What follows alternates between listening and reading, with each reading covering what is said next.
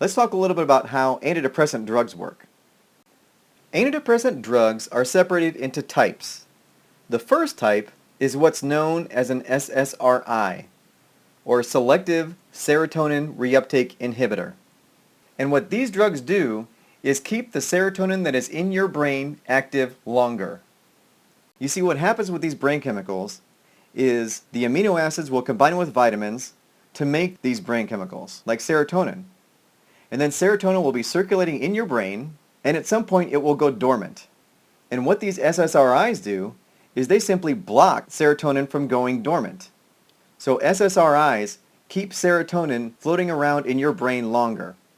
Some of the drugs that fall into this category are Prozac, Zoloft, Luvox, Paxil, Lexapro, and Celexa. Those are all SSRI drugs. Another group is SNRI antidepressant drugs, or serotonin and norepinephrine reuptake inhibitors. They do the same thing, only they keep serotonin and norepinephrine active longer. Some of the drugs that do this are Effexor, Pristiq, and Cymbalta. The earliest type of antidepressant drugs are MAOIs, or monoamine oxidase inhibitor. Monoamine oxidase is an enzyme that causes these brain chemicals to go dormant. And what MAOIs do is block this enzyme. So in essence, it does the same thing. It keeps these brain chemicals active longer. Some of the drugs that fall into this category are Marplan, Nardil, Emsym, and Parnate.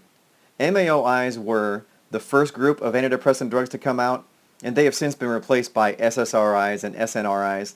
There's also a group called SDRIs. And those drugs focus on dopamine, on blocking the reuptake of dopamine. But let's think about something. When you look at these, what do all these drugs do? These drugs all keep the brain chemicals that you have active longer. What do they not do? None of these drugs cause your body to make more of these brain chemicals. They simply keep what you have active longer. So the first question that comes to mind is, what happens if you have few brain chemicals to begin with and there's not much to keep active?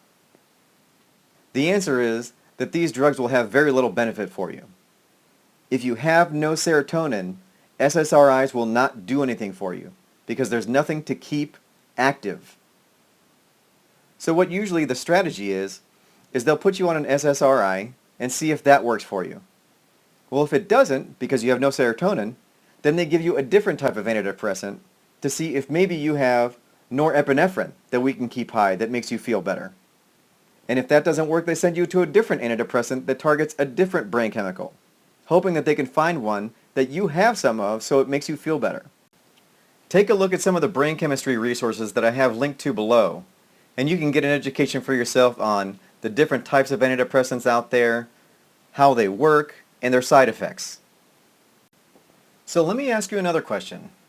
If there are a ton of people on antidepressant drugs, and they're receiving significant benefits from some of these antidepressants, but all that those antidepressants are doing is keeping the brain chemicals that you already have active longer, if that is having a powerful effect, how powerful do you think it would be if we learned how to give you more of these brain chemicals? Not just keep what you have active, but teach you how to build more of them. You would see an even more powerful effect than if you were to take antidepressant drugs. And to be honest, once you learn how this works and learn how to control this, your life will never be the same.